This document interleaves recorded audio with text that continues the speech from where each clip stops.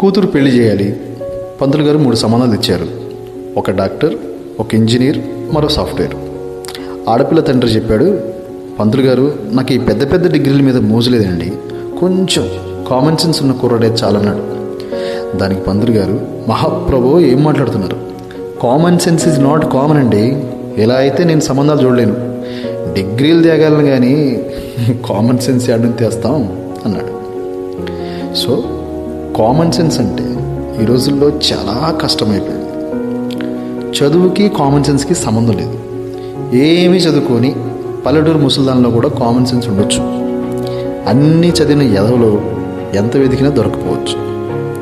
Common sense qualities ఏంటంటే వీళ్ళు చుట్టూ ఉన్న వాళ్ళని డిస్టర్బ్ చేయరు, ఫెయిల్యూర్ని యాక్సెప్ట్ చేస్తారు, లాయల్గా ఉంటారు, నచ్చకపోతే నో చెప్తారు, వాళ్ళకి విల్ పవర్ ఎక్కువ ఉంటుంది. అండ్ ద సెన్స్ డేంజర్, తప్పు జరగబోయే ముందు గ్రహిస్తారు. ఇవి వాళ్ళ లక్షణాలు. అందుకే కామన్ సెన్స్ అనేది ఒక వరం. కామన్ సెన్స్ దేవుడు ఇవ్వడు, మనమే సంపాదించుకోవాలి. పర్లేదండి మాకు బోల్డ్ అంత కామన్ సెన్స్ ఉందిలేండి, పిల్లలకు కూడా అదే వస్తుందని అనుకుంటే మీరు పప్పులో కాలేసినట్టే. మీకు తెలుసా, common sense is not genetic.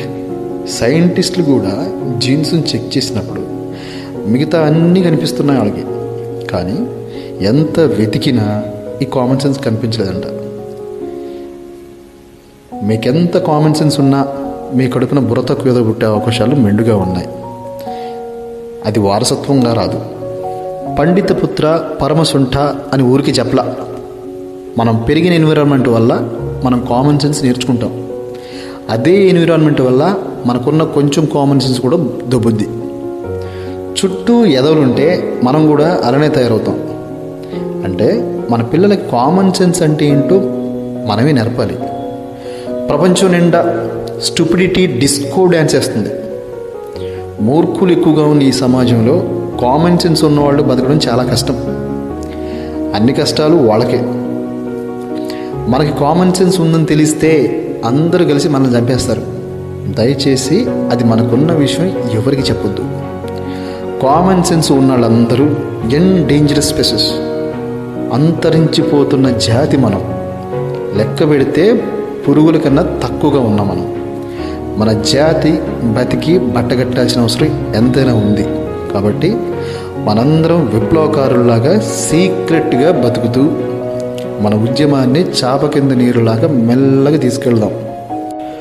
Common sense పేరుతో రహస్యంగా వాట్సాప్ గ్రూప్ క్రియేట్ చేసుకుందాం. ఉద్యమకారుల్ని ఒక్కొక్కరిని అందులో జాయిన్ చేసుకుంటూ పోదాం. సరేనా? బాయ్.